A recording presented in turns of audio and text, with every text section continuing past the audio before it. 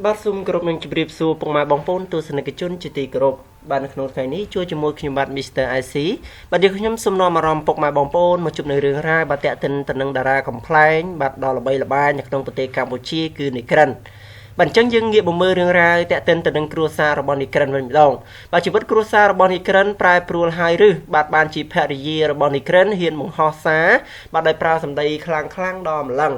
បាទអញ្ចឹងចង់ដឹងថាតើប្រពន្ធរបស់នីក្រិនគាត់បានបោះសម្ដីបែបណានោះបាទដូច្នេះសូមពុកម៉ែបងប្អូនតាមដានជាមួយខ្ញុំបាទជាបន្តដូចតទៅបាទចុងក្រោយនេះគេសម្គាល់ឃើញភរិយារបស់នីក្រិនបង្ហោះសារប្លែកបង្ហាញពីភាពមិនសប្បាយចិត្តនៅក្នុងជីវិតគ្រួសារប៉ុន្តែនាទីមុននេះបាទប៉ុន្មាននាទីមុននេះលោកភរិយារបស់លោក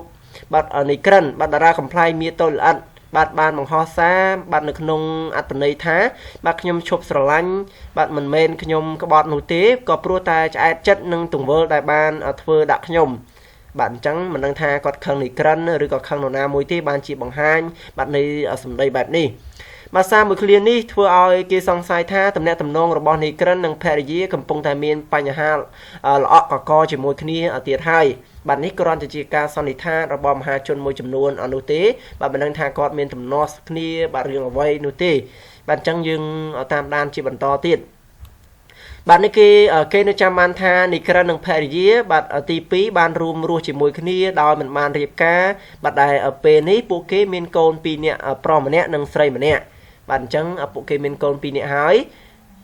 បាទមួយរយៈកន្លងមកនេះបាទទំនាក់ទំនងស្នេហារបស់អ្នកទាំងពីរផ្អែមល្ហែមគួរឲ្យច្រណែនបាទមហាជនជាច្រើនតែងតែសរសើរនីក្រិនថាបើទោះបីជាមានរូបរាងតូចទាបក៏ពិតមែន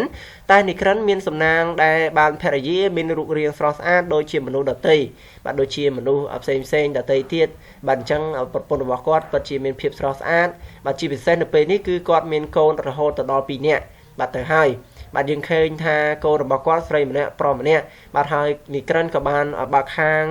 បាទផាក់ស៊ីមួយកន្លែងដូចជាផាក់ហាងសាច់អាំងបាទឲ្យប្រពន្ធរបស់គាត់នឹងកាន់កាប់ទៀតផងប៉ុន្តែនៅពេលនេះបាទស្រាប់តែប្រពន្ធរបស់គាត់បានបង្ហាញនៃសារមួយដ៏ខ្លីដែលធ្វើឲ្យមហាជនមានការងឿងឆ្ងល់ជាពិសេសគេគិតថាប្រពន្ធរបស់គាត់បាទមានការឆ្លោះបាទកកជាមួយនឹងប្តីហើយនៅពេលនេះ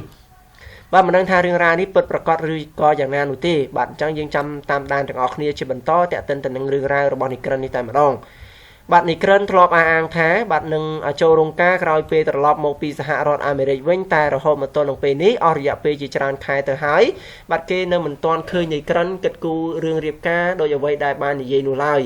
ប៉ុន្តែបាទប៉ុន្មាននាទីមុននេះគេបានឃើញភរិយារបស់នីក្រិនបានបង្ហោះសារដែលមានអត្ថន័យថាខ្ញុំឈប់ស្រឡាញ់មិនមែនខ្ញុំក្បត់នោះទេក៏ព្រោះតែឆ្អែតចិត្តនឹងទង្វើដែលអ្នកបានធ្វើដាក់ខ្ញុំបាទអញ្ចឹងមិនដឹងថារឿងរ៉ាវនេះគាត់ចង់សម្ដៅទៅលើប្តីរបស់គាត់ដែលជានីក្រិនហ្នឹងឬក៏បាទអ្នកដទៃនោះទេបាទប្រហែលជាមហាជនគិតភាគច្រើនគឺប្តីគាត់តែម្ដងបាទសប្តាហ៍ថ្ងៃនេះតារាកំ pl ែងនីក្រិននឹងបាទទើបតែបើកហាងដែលមានឈ្មោះថាជួបគ្នានៅហាងនីក្រិនដែលកំពុងតែទទួលបានការគាំទ្រយ៉ាងខ្លាំងពីសំណាក់ទស្សនិកជនបាទមហាជនដែលតែងតែគាំទ្រជាពិសេសស្គាល់រូបលោកតែម្ដងបាទហើយហាងរបស់នីក្រិនពិតជាមានភ្ញៀវច្រើនមែនទែនដែលហាងមួយនេះនីក្រិនប្រគល់ឲ្យភរិយារួមជាមួយនឹងបងប្អូនបាទកាន់កាប់ក្នុងការមើលការខុសត្រូវហាងមួយនេះផងដែរបាទអញ្ចឹងរឿងរ៉ាវរបស់នីក្រិនយើងខ្ញុំក៏សូមបញ្ចប់ត្រឹមនេះផងដែរបាទអរគុណច្រើនសម្រាប់ការតាមដានរបស់ពុកម៉ែបងប្អូនតាំងពីដើមរហូតមកដល់ទីបញ្ចប់បាទហើយជាចុងក្រោយបាទយើងចាំមើលទាំងអស់គ្នាថាតើបាទរឿងមួយនេះបាទជាការពិតឬក៏យ៉ាងណាបាទអញ្ចឹងចាំតាមដានទាំងអស់គ្នាតាក់ទិនទៅនឹង